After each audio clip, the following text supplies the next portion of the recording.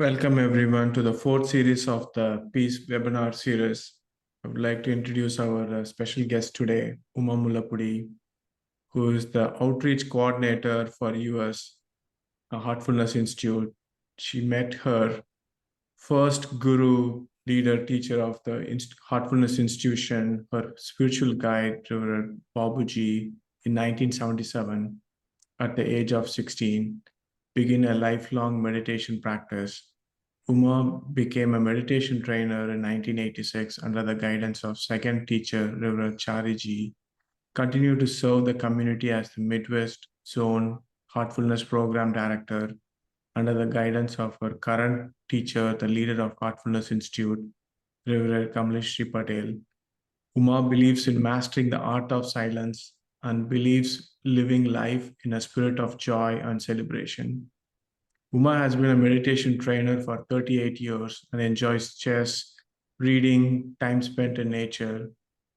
Uma was able to establish an ongoing meditation session for various organizations like Wright State University, University of Dayton, local schools, a corporation like LexisNexis, Hospice, Montgomery County Office, hospitals, museum, to name a few. She offers living from the heart, heartful living classes on various topics at the meditation center. Uma offers presentation to several organizations explaining the benefits of meditation and giving the experience of meditating with the trainer, who is able to tap into the cosmic vibratory field of life force, which enables the meditator to get into a deeper meditative state quickly. Uma believes in celebrating life and share her positive thoughts and energy with all of us. Thank you, Manti, for joining us, taking time to share your experience. There's a lot of new seekers and also long-time meditation trainers in this class. So do you have a few words before we get into a Q&A session? Greetings to everybody. Thank you for inviting me on this panel, Gokul. Congratulations to the Houston Heartfulness team for arranging this peace event and several series of these events. Some of them I was able to attend. We all learn from each other. And today I'm here to share a few things with all of you and learn few things from all of you. Thank you for joining us today. And if you have any questions regarding the Heartfulness Institute, its practice, I will try my best to share my thoughts. Thank you. So we have a lot of new seekers. So we'll start with the basics of what is heartfulness, how is heartfulness different from other forms of meditation? Okay. We all who live in US, today we are celebrating this Mental Health Day. You know, why are we celebrating a Mental Health Day? Any time in the society, it is the need of the hour. How are psychiatrists coming into good business? When there is mental health problems, you need somebody to solve that problems. So that profession comes into glory where they come and try to help people. So the fact that we are celebrating Mental Health Day shows that everybody in the world, the teachers of the world, are trying to bring this awareness into the community that it is very, very important to take care of your mind. So Heartfulness is such institution. It's a non-profit educational organization for wellness and training. And it's affiliated with the UN principles of peace. The call from the leader of the Heartfulness Institute, Revered Daji, is its individual peace that leads to world peace. So what Heartfulness aims is trying to help individuals to arrive at this state of peace and settledness. There are several researches done by so many institutions regarding this mind and how people can remain balanced. When one of the physicians was speaking, and he referred to a particular research that impressed me. That was, he said that it was a Harvard research done. And he said that there is 3 things that trigger the happiness in the human brain. That is exercise, meditation, and prayer. So basically, they're saying it is taking care of your body, physical body, your mind, and your soul. And the research also further says that we all know how to take care of the body. We know we have to eat right, exercise, sleep for the physical well-being. Without the physical well-being, we cannot function. We cannot earn our living. We cannot simply live our life. So we do make sure that we find time to eat, sleep. But the research shows that when your mind is disturbed, are you really able to eat right? Are you able to fall asleep? So it shows that even to take care of your physical body, you have to learn to maintain the mind. And when it comes to the spiritual part of it, we all have different religious beliefs, different spiritual beliefs, different belief systems. Even in our own temples and churches, we have different sects. But if we honestly ask ourselves, even in the most sacred places, when your mind is so disturbed and depressed, are you able to tap into that inner silence and be in a state of prayer? So the research says that even to tap into your own belief system and into the silence of your heart, you need to learn to maintain the mind. Our cars need maintenance, our houses need maintenance, our body needs maintenance, our mind needs maintenance. Society forgot that. That is why we are trying to remind our community and our society and the world at large the need to take care of your mind. That is why it's called Mental Awareness Day. You have to be aware of the fact that your mind needs maintenance. So if we come to that awareness that we need to maintain the mind, next step is how to take care of the mind. What do you do to take care of this mind? How can you give your mind a wellness? Because it is all about wellness anymore in this world. How do you take care of this mind is, when your body is tired, what do? You sleep. You rest your body. So when your mind is tired, overworked, you learn to rest your mind. So it is all about our senses, overutilization of our senses, going in the external world, and then the senses coming to a state of imbalance, which disturbs our inner balanced state to the extent that we are not even able to fall asleep. So this is what Heartfulness Institute teaches is to train the mind to come into the heart's silence and allow the mind to rest in the silence. And another thought I like to share is, where is this silence? What does science say about silence?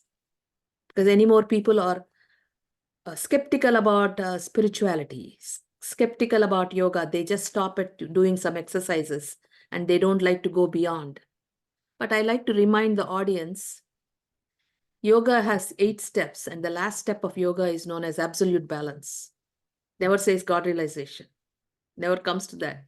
It is about a human being by developing a discipline of those 8 steps of refining your external behavior, refining your inner behavior, refining your posture, learning to breathe, learning to focus, learning to bring your awareness to this inner silence of your heart. By doing all those steps, yoga is saying you arrive at a state of balance. A person who is balanced and settled is able to live a life filled with spirit of joy and celebration. So neuroscience also talks about this, interestingly. They say that in a given week, if you are able to just be silent, quiet for a couple of hours, 10 minutes here, 15 minutes there, your frontal brain regenerates new cells. And the frontal brain is all about mental balance, emotional stability, and creativity. So when we are stressed by completely using this mind and the senses outward and never take a break, to the extent that our senses have become so addicted to going outward, you can't even close your eyes and rest. What is being affected is your mental balance, emotional stability, and your ability to creativity So even in our workplace, we are not able to perform to our fullest potential. So if you are able to be silent, you become emotionally stable, you become mentally balanced. And what is this creativity? Your ability to respond in the now spontaneously. That improves. And another scientific factor is, which yoga has taught ages ago, is this breathing technique. If you close your left nostril, if you close your right nostril and you breathe through your left nostril, your parasympathetic nervous system gets affected. You calm down. And you do the opposite. Close your left, breathe through your right. Your sympathetic nervous system gets affected and you become alert. And this is why people, when they are doing yoga, they are so relaxed. Why? Because they are doing the left nostril breathing. They are doing the right nostril breathing. So they are calm and they're alert and their physical body is taken care. And so they're able to perform better. They're able to live life in a little better way. But if you just stop at that exercise part of it and don't take it to the next level of training the mind, you will still fall apart. So that is what heartfulness teaches. Where is this silence? Is in the field of your own heart. Union of this mind, training this mind to dip into the silence, and it acquires the qualities of the heart. The mind dipping itself into the heart's field acquires the qualities of this heart, and it learns to become silent. And in this silence happens, there is more clarity. And for this, once our teacher, the leader of the Heartfulness Institute, Revered Daji, he explained in a very simple way, where he talks about mind like a lake. When the lake is all disturbed and dirty, are you able to see the bottom of the pond or the lake? You cannot. Say you let the water settle down. You don't do anything, you let it settle. It becomes still. You're able to see the dirt, you're able to see the bottom. Say you release these impurities, dirt out of it. The lake is still, you're able to see the bottom clearly. So the purpose of meditation is to arrive at this state of clear perception. That is why we meditate. And when you have that clear perception, and when the mind is settled, you master yourself. You are a better human being. You're able to face challenges. So just like how physical exercise, when you lift your weights, what happens to you? Your muscle gets strengthened. So somebody suddenly throws 5 pounds, because you're used to that, you're able to catch it and withstand and not fall apart. Same thing with the mental stress happening in the world, the stress happening at corporations, workplaces, competition. When you're able to meditate, what happens is, when you arrive at this silence day after day after day, your energy field gets strengthened. So when something is thrown on you, even if you fall, you know how to get up. You're able to handle it. So meditation is absolutely for our well-being, to strengthen our inner steadiness, our balance. And heartfulness has amazing techniques. And one of the most important techniques is this process of meditating with a trainer. When an individual meditates with a trainer, the Heartfulness Institute did a lot of research also on this, and still research is going on right where we are in Dayton, Ohio. What they found is, when people are meditating with a trainer, novice, new beginners, they're able to go into second stage sleep, third stage sleep. Expert meditators, when they're meditating with a trainer, some of them are even tapping into delta state, which is even in anesthetic patients, when they give anesthesia, people don't go into delta state. Whereas expert meditators, some of the research was, some people were remained in the meditative delta state while meditating with the trainer, even without, when they were meditation. So what is unique about heartfulness, this process known as transmission. What happens when you meditate with a trainer is, it is like a violin. You have a violin that is not in tune. What do you do if you want to play music? You don't just go on playing with a not tuned violin. It will be horrible for you and everybody. So you tune it to a violin that has perfect music. It has the perfect tuning, and you tune it to the next other violin. So also a meditator who has arrived at this inner frequency of calmness, when he meditates with the other person, they're able to tune into that, and they themselves immediately become calmer. It's almost like, you're very hot in a sunny day and you enter the air conditioning room. What happens to you? Your inner atmosphere changed. Now you adjusted to the coolness. You became cool. So when you meditate with a trainer, because of their inner frequency of balance, and they're able to tap into their own inner energy field, the consciousness field, and they're able to transmit that, vibrate it. So in that sense, if you think about Tesla, he says that it's all, think in terms of vibration, frequency, and energy. He's right. The negative vibrations that we collect from the external world, they disturb our inner frequency, and you are depleted of energy. That is why a lot of times when you're depressed, you eat, but you don't have energy. You're just so dull. You can't even get out of your sofa. You just want to sleep, but you can't fall asleep. What is this state of being? You're depleted of energy. So what meditation does is, because you are so continuously taking these negative vibrations, if you're able to take negative vibrations, you can take positive vibrations too, right? That is why a lot of times when we are sad, we hug our mother, we are feeling good. Why?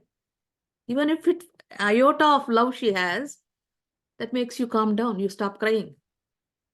So that is what the principle, transmission of this vibration from one heart to another, thereby adjusting your frequencies so you come to a state of balance.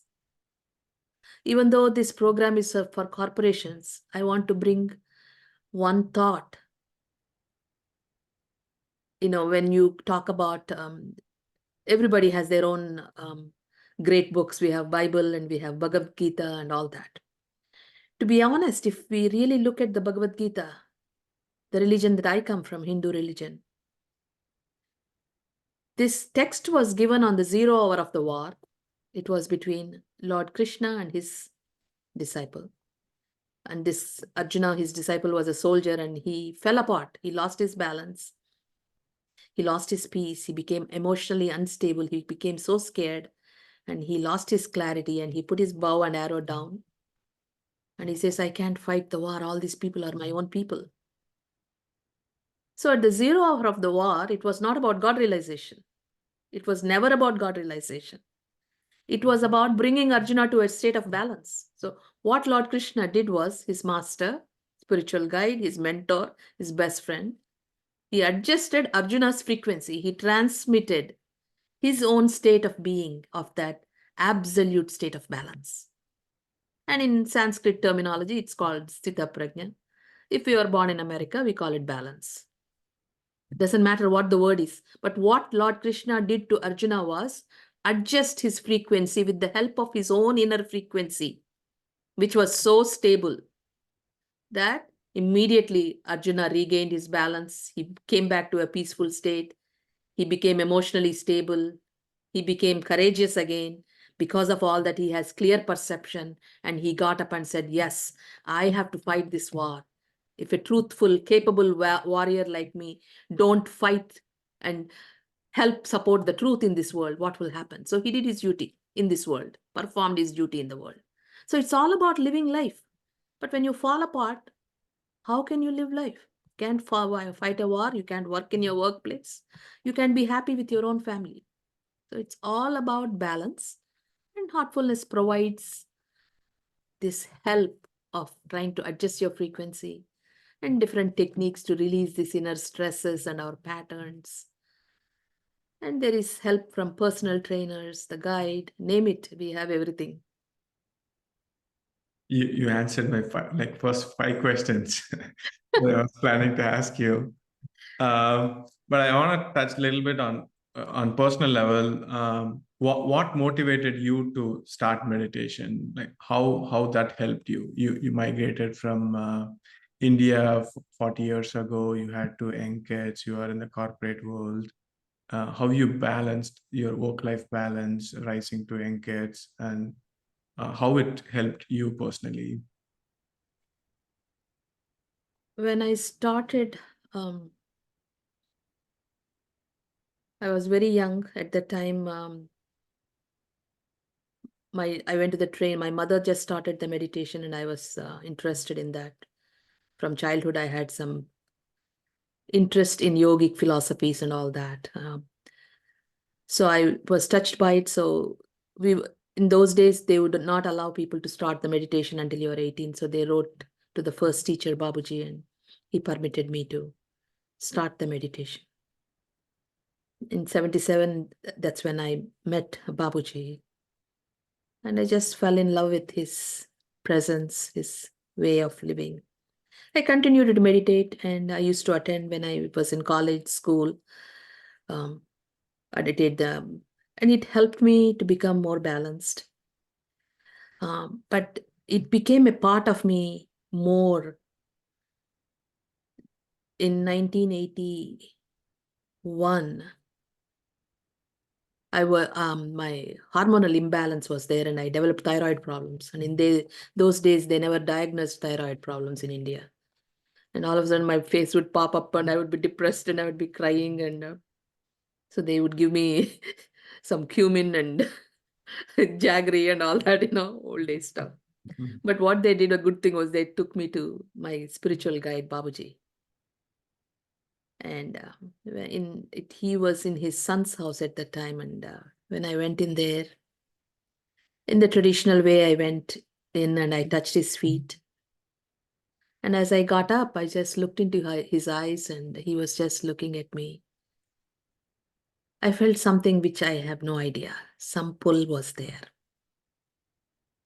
It is probably not the right flat platform to share this, my personal experience, but I like to share because this happened to me, and this is.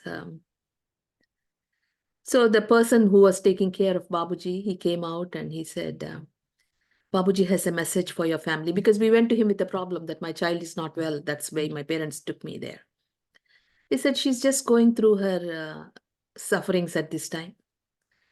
That was in 1981. He said, she will get married next year. She will go to America. She will do good work for me there. And this was in 1981. So 82, I got married. 83, I came to America. In 86, I became a trainer. And when I look back now, how was this master able to? Everybody thinks it's an astrology prediction. It's not an astrology and prediction. This is exactly what clear perception is. This is what a human being is capable of. A 360 degree of awareness. That's what the masters are. That's why they're called masters. They've mastered themselves in such a way, when they look, they're able to see, okay, like a doctor diagnosing, yes, you are going through some depression now. You'll be fine. And he could clearly see what was going to happen in my life. And that inspired me to continue with the practice at that age of 24, when I became a trainer with Chariji. That continued to inspire me because it helped me. And exactly when I lost my first baby, that was when they recognized that my body didn't have any thyroid. It was 0% thyroid. And the doctor was surprised. This is like, usually people would become crazy and mentally ill. How did you survive that? And I know how I survived, because I was meditating regularly. Even though my physical body was not well, because of the willpower and the mental state of being, I was able to manage it. But then I had to take my thyroid, and then zoop, I could see why it happened. So spirituality is all about this clear perception, training ourselves, mastering ourselves. And that's how the journey goes. Thanks for sharing that, Mandy. Mhm. There's one questions popping up. One of them is, as someone who's new to meditation, what is a good way in learning how to properly meditate to make sure that the meditation is effective? First thing is, you would try and connect with the trainer, and try to meditate with them 3 times in a row. So you get the hang of that. In that 3 sessions, what they do is they try to clear the energy field for you. and they transmit this vibration, which will come to make you to a centeredness and settledness. And it is all about practice, and you start to learn how to do the meditation, and it has to be done at the same time every day, even if it's 15-20 minutes. And nowadays we have the Heartfulness app, which is very convenient. You utilize the help of the app to do the relaxation and to meditate with a trainer. The best thing I would say is the app gives you 3 sittings a week. A trainer gives you 1 sitting a week, 1 meditation session and a group session. See if you can utilize those and meditate more. If somebody asks me, how do I exercise? You exercise by exercising, right? By doing it disciplinedly, day after day. Anything that you do day after day, it strengthens it. Like I started doing yoga about 4 or 5 years ago with a trainer. I mean, it is difficult when you are old and you want to start yoga and you didn't do all your life. But I'm very proud of myself. Nowadays, I do every day. I do for an hour. I'm able to do. So anything you have to do by starting the process. That is where the trainers are there to help. When you meditate with the trainer, when you're feeling stressed out, you meditate with the trainer. When they release that energy, after every meditation with any trainer, by the end of it, you will come to a state of calmness. That will motivate you to meditate every morning. And also in Heartfulness, the beauty is we have techniques called release rejuvenation. It is all about intention. In this cleansing technique, you make a thought that all the impurities that you have accumulated, the frequencies, unnecessary garbage that you have accumulated, is releasing from the back of your spine, and you are coming to a state of settledness. You're feeling the light flow into you, and you are coming to a state of calmness. There's also techniques like anger detox, fear detox. You should work with your trainer. That is the most important thing. And also with Thoughtfulness, we have these thoughtful living classes where we go in depth about it, how to meditate correctly. Because in meditation, there are several processes. Meditating at the same time, before sunrise, and keeping the posture straight, making sure you breathe in and you breathe out properly, and letting go of things, especially this relaxation technique. Even if you did it for 10 minutes, within minutes, you will fall into a state of calmness, which I can assure you at the end of this session when we are going to meditate. Because once when I was training my daughter, when she was young, so she said, so your mom, you're going to say relax and I'm going to relax? You know how the teenagers talk. I said, honey, I'm going to call you stupid. How are you going to feel? She says, Mom, I'm going to suffer for a whole week. You're calling me stupid. That will make me feel bad. So I said, when you're able to accept a negative comment and suffer for it, why don't you accept the positive comment and relax? So that's how powerful relaxation technique is. See, words are vibrations, thoughts are vibrations. So the trainers, with the help of these vibrations and the frequency, they work on you. So you immediately start to feel this calmness. So the best thing I would say to them is learn the practice, work with your trainers, learn the techniques, and adopt a lifestyle. Implement this. There is a difference if you meditated every day at the same time, even for 15 minutes. There is a regularity. You know, in Germany, when they were milking cows with the machines, every morning they would milk the cows at 6 a.m. On the 3rd day, 4th day, 5th day, even before the machine is turned on, the cow starts to give the milk. Automation. This is what's called automation. Even for us, automation is very important. Because even when you're going to work, I remember when I was working, I would take a particular highway 35 and go. And when I retired, one morning I was going to my meditation center to go give a meditation session.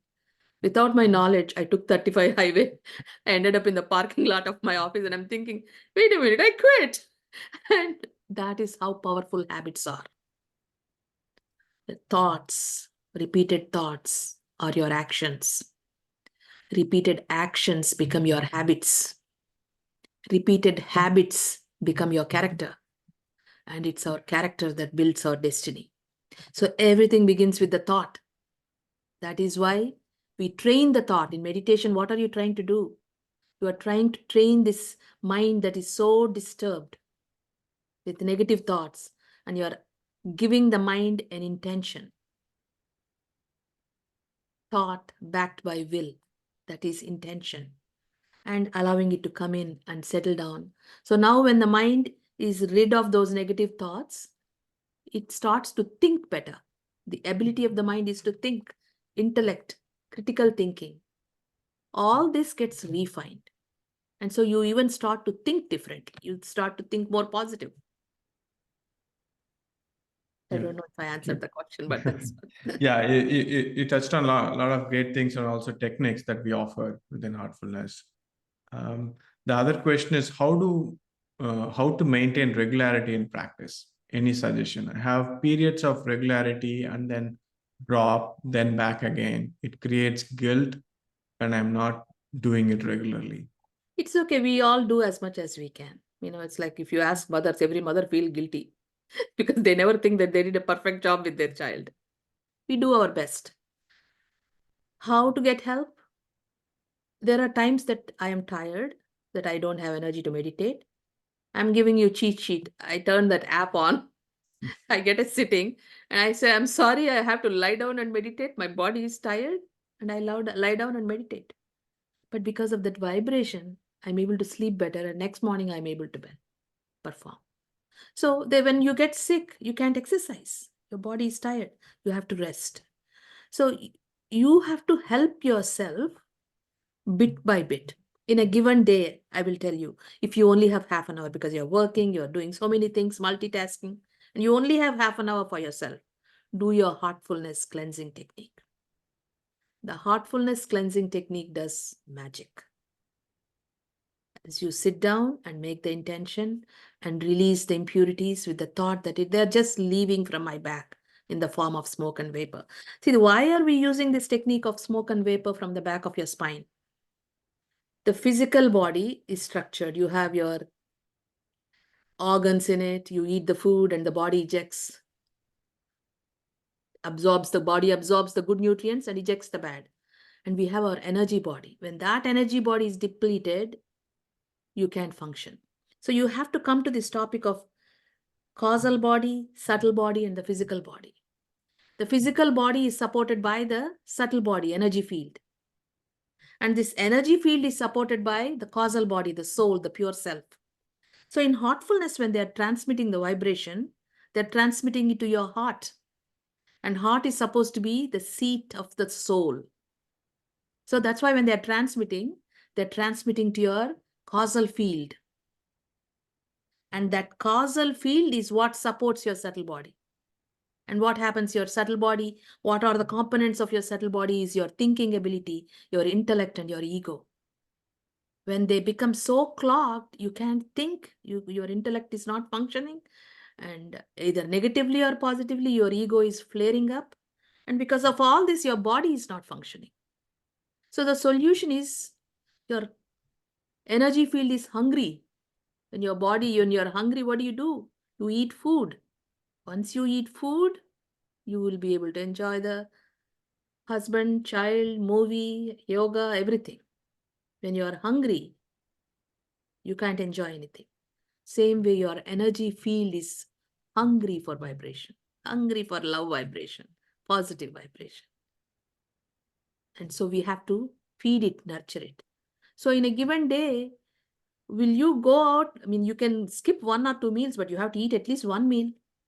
So also in this mental health process, you have to somehow find time, even in the toilet, for 15 minutes to sit down, because it has nothing to do with the sacredness. It has a sacredness feeling, but that is the only time you have. You sit down and release these impurities out of your energy field. Because otherwise, if you don't go to toilet for 10 days, you have to go to the hospital. You're constipated. You will be sick. Same way, this energy field, if you don't learn to release, you feel constipated in the sense that you are suffocating with heaviness. And then you cannot really function. So, like going to the hospital, that's what the purpose of the trainers are. what they do, they transmit this vibration to the soul level, the causal level, and they try to release the blockages in the subtle body level. And so then all of a sudden you're like, I'm feeling lighter. Because just like how in the physical body blood is flowing, and if there is a blood clot, that particular organ doesn't work. In our energy body field, the consciousness field, energy is flowing. That energy is what is coming from the original source. And if that blockage of energy is there, if the blockage of energy is there in the earth element, you lose balance. When the blockage of element is there in the ether element, you don't have peace. When the blockage of element of fire happens, you throw up in a fist of anger.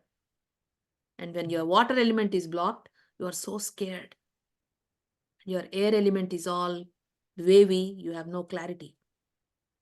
So what this transmission or the vibration emanating from the highest consciousness on the earth plane, which is the guide's consciousness, that vibration fine-tunes your energy field. And then just like how Arjuna came to balance, all of us day after day, we come to balance. And now our strengths start to increase bit by bit. So the only solution is the practice. We have to, if we are not able to do by ourselves, we take the help of the trainers or the app. We even have cleansing on, cleansing sessions on YouTube and guided cleansing sessions. In a Dayton area, I did some classes on fear detox and anger detox, and when I went somewhere, somebody said, "Oh, we really like this fear detox." And one day I was so tired, I could not do my cleaning. I said, "Everybody keeps talking about this fear detox," so I put my own video on, and I just closed my eyes, and I was completely gone. And when I got out of it, I felt so refreshed. I said, it didn't feel like it was my voice; it was the process, the guiding process, where you make the intention that the heaviness, the negative frequencies are releasing, the negative vibrations are releasing from every cell, every nerve, every fiber, every blood drop. And when you make that intention, it releases. Because mind is like a knife. You can cut an apple or you can cut anything. It's how you use it. We've been using this mind going out into the external world, creating stress. We forget that we can use the same thing to go release that stress that we have created. We have a very powerful tool. It is just little rusty. So with the help of transmission, it becomes you sharpen the knife, right? So same way it becomes sharpened again, and you are able to live better. Yeah, thank you. Thanks for that profound response, answer, Mandy. This is the last question, and then we can get into the meditation session. Heartfulness talks about consciousness. How does meditation helps in the evolution of consciousness? That's exactly what I talked about. When this transmission enters into the subtle body field, your mind is refined. The mind, in what are we doing in meditation? We are bringing the mind into the heart's field. The flow of the thought is diverted into the heart's field, and you are allowing the mind to rest in it. It's soaking in it. The mind is simply soaking in the vibration of the heart, thereby acquiring, becoming the heart. That is the state of being, of feeling. And in this subtle body field, it is intellect. When this refinement happens, when the impurities are released, thinking becomes feeling, intellect is refined and becomes wisdom, and your ego is refined to such an extent with humbleness. So if we go into that deeper topics of consciousness, in heartfulness, what we are trying to improve is the potency of yourself. The self, the causal field comes with a certain potency, and it supports this subtle body field. And when this subtle body field is all clogged, this causal field is what its soul is, what is all about joy and peace. And it has to radiate that to live life correctly. So this joy from the causal field affects the subtle body field, affects the physical field. So matter, energy, and absolute. It's the absolute that supports the energy and the matter. So we have to work on this energy field to release it, to clear the path. So the causal field's radiation can actually flow through. The joy is inside, but it is covered with veils. You have to release these veils. And how to release the veils is simple practice. The leader of the Heartfulness Institute and revered Babuji, they're brilliant spiritual scientists. They created a simple method. There's 3 things. That's all we need to do. We take 15-20 minutes in the morning to settle the mind with an intention to come into the heart, rest the mind. When the mind is completely rested, to that extent, you are healthy. And you continue through the day. And then at the end of the day, you release all the negative impressions that you have collected during the day with an intention. Like how you take a physical bath, you take a bath for the energy field. And at bedtime, you connect yourself again. And when they feel guilty, there is a system in Hawaii called Ho'oponopono. What they practice is, I'm sorry, please forgive me, thank you, I love you. So at bedtime, it's a very good habit because knowingly or unknowingly, our thoughts, our actions, they create, we hurt other people. And that vibration of that hurt can make an impression on us. Whether we admit or not, it creates a negative impression, and over a period of time, it turns into guilt. So the best way is you just go into your heart with introspection and you make that intention simply that knowingly or unknowingly, whatever I have done this day, I simply ask for forgiveness. Even if you are not right or you are not wrong, it doesn't matter. But you ask for forgiveness. What it does is it releases your cellular memory. Or what is all this guilt? It's a cellular memory that's inside ourselves, right? By simply accepting that, yes, I'm sorry, please forgive me. You don't have to go tell the person. The person doesn't even have to know. Because that's where our ego hurts. We don't want them to know that we are wrong. We don't need to tell anything. But in your heart of hearts, you know. Because nature of the soul is purity. So it recognizes it. And so that cellular memory, only way it will release is either with cleaning or by simply saying sorry. And that will release the guilt. Yeah, thank you. That's a great segue to our meditation session. Yeah, please lead us to this Sure. meditation session. So if there is anybody new, we will begin with the relaxation and go into meditation. When I say, let's meditate, simply rest in the heart. Thoughts come, take a deep breath, let go and rest in the heart. And when the session is over, I will say that's all. Close your eyes softly. Take a deep breath and let go. Feel grounded to the earth.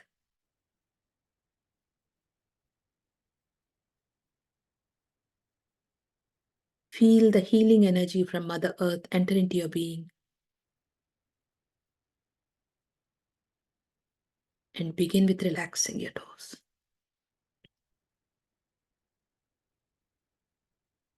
Feel the energy flow into your feet, ankles, and your legs.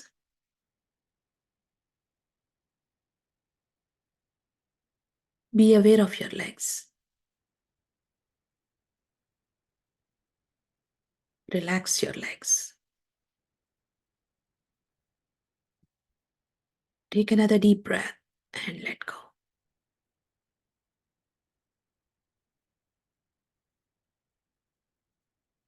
Feel the energy flow into your knees,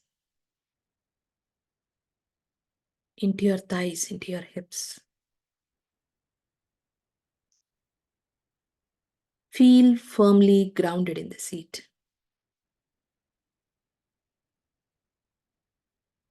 Making this intention that being grounded in the seat helps you come into balance.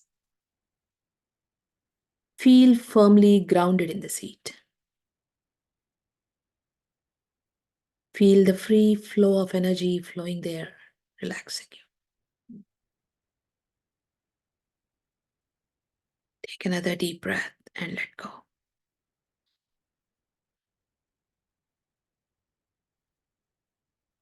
Feel the energy flow into your lower back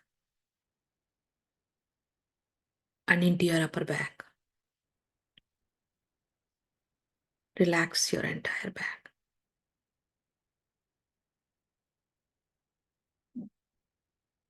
Keeping your spine erect. Bring your awareness to your stomach muscles. Feel the energy flow there. Take a deep breath and let go gently.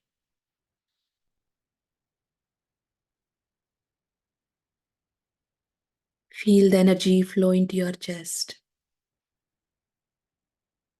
Relax your chest. Bring your awareness to your fingers. Feeling the energy, relax your fingers, palms, wrists, lower arms, elbows, and upper arms.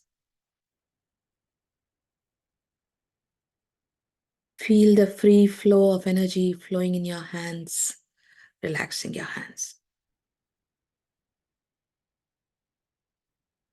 Take another deep breath and let go. Your hands are completely relaxed.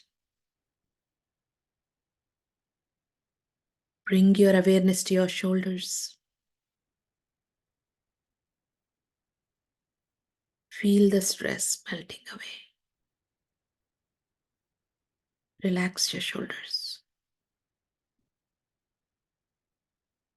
Relax your neck, jaws, facial muscles.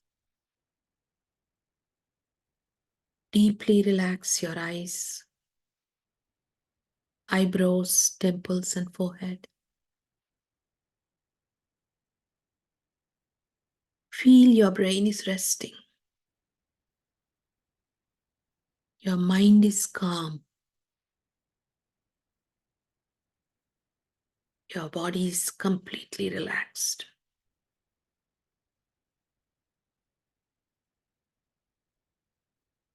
Bring your awareness to your heart. Feel your heart. Your heart is your sacred space.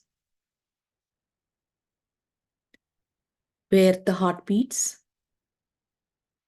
make the intention.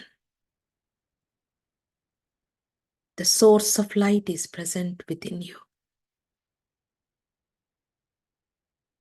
The light from the source is illuminating your entire being.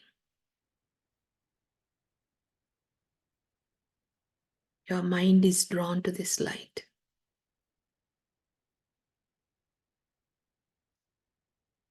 Your mind is resting in the light.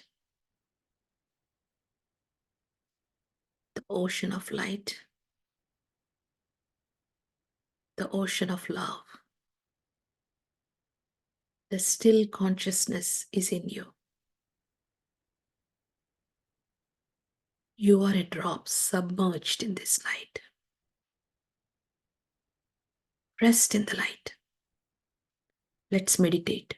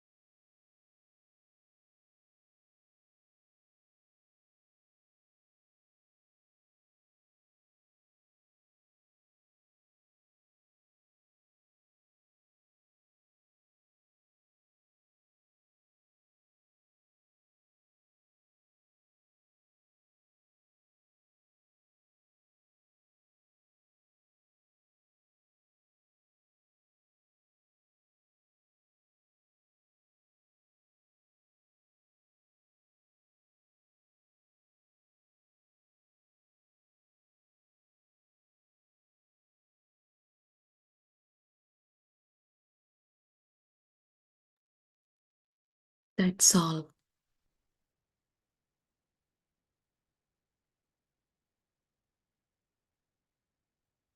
Feel the calmness spread throughout your being.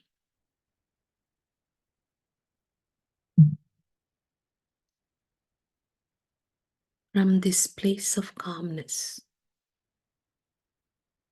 make the intention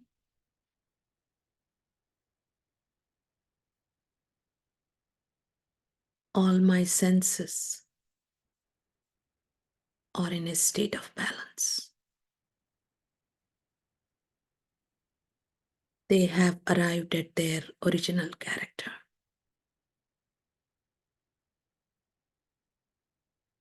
All my feelings are in silence.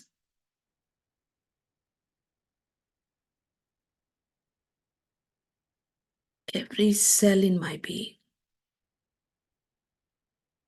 is absorbing the silence.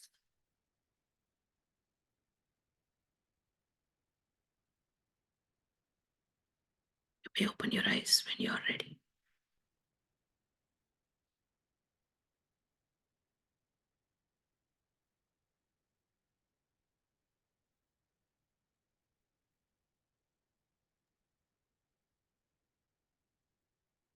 Thank you, Auntie. Sure, we had to keep the session short because of the time limitation you have. Yeah. Oh. Few housekeeping items quickly. We have a 3-day Train the Trainer program that you can register. Feel free to reach out to houston.tx@heartfulness.org. We'll be more than happy to help you register for this free session, meditation with personal trainer, on October 12th, 13th, and 14th. And then locally within Houston, we have several locations where we have group meditation at India House, Cypress, Pearland, and Katy. Please reach out to us. We can more than happy to provide you more in detail. And the next session is Prasad Sankaran at next Tuesday. Hope to see you all there. Thank you for joining. Thank you for inviting me, Gopal.